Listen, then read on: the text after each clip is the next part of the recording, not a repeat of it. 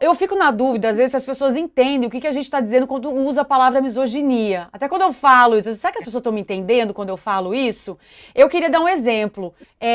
Teve uma época aí que tava a história lá do Johnny Depp com a Amber Heard, aconteceu comigo, tá? Um ataque contra mim. Aí a nossa colunista aqui, Isabela Del Monde, fez uma coluna falando sobre uma questão que estava sendo discutida nos Estados Unidos, que estavam pagando para sites falarem mal da Amber. Nem entrou na questão de quem tá certo ou tá errado. E ela fez um texto muito bom, muito coerente, coeso e tal. Postou nas redes dela, eu fui lá e comentei, texto muito bom. Aí começaram a me achincalhar, gente. Um lá me chamou de vagabunda. Aí eu fui lá e disse, vagabunda. Falei, gente, eu vou falar pra vocês uma coisa tão besta, mas me doeu, sabe? Me doeu. Meu, o que aconteceu? Por que esse cara que nem me conhece me chamou de vagabunda? Isso é pra dizer assim, o mínimo, tá? No mínimo das coisas que acontecem. Foi só uma palavrinha.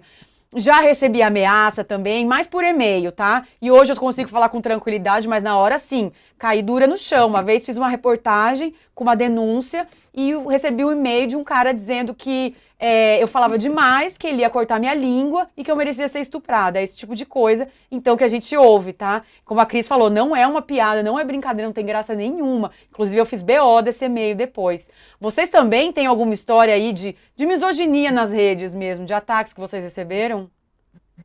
Nossa, Camila, é um absurdo, assim. Eu faço parte do Nós Mulheres da Periferia, que é um site jornalístico, e a gente recebe ataques de tempos em tempos, né? Dependendo do que a gente coloca ali. Por exemplo, recentemente a gente fez um conteúdo dizendo de como os homens usam argumentos para fazer com que as mulheres não usem camisinha durante uma relação sexual. E aí vários homens foram até lá dizendo que o problema era nosso, que o problema, na verdade, era porque a gente não escolhia direito, que o problema, na verdade, era a mulher e as suas escolhas. Então, para mim, esse jeito de descredibilizar até as nossas histórias e como se fosse, e dizer com que a violência que a gente está sofrendo não é nada demais, também é um jeito, né, de nos jogar ali a situações de extrema violência. E uma outra coisa é que o Nós Mulheres da Periferia existe há quase 10 anos.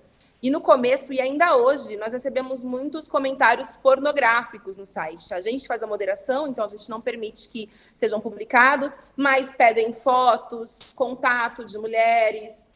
São coisas absurdas, assim, né? O simples fato de ter um site que se chama Nós Mulheres da Periferia, os homens se sentem no direito de fazer esse tipo de comentário e esse tipo de pedido. E aí eu não posso deixar de comentar que quando a gente fala de misoginia e de ataques nas redes sociais, as mulheres negras estão muito mais em evidência, falando no mau sentido, né? No sentido de ter um corpo ali disponível para violação. Então, eu acho que essa intersecção entre ser mulher, ser negra, estar numa classe social extremamente vulnerabilizada no Brasil, faz com que esses ataques sejam ainda mais frequentes e mais violentos. A gente estava conversando com a Cris Fibe, a gente estava na nossa rodinha ontem, na nossa preparação, e a Cris até me perguntou, né? Falou, nossa, eu vejo várias denúncias, por exemplo, de violação, de estupro, quase nunca são mulheres negras. Eu acho que o nosso nível de silenciamento ainda é muito, muito profundo, assim, sabe? De mulheres negras. É uma coisa que a gente nunca pode deixar de observar. Mas eu acho que é isso, né?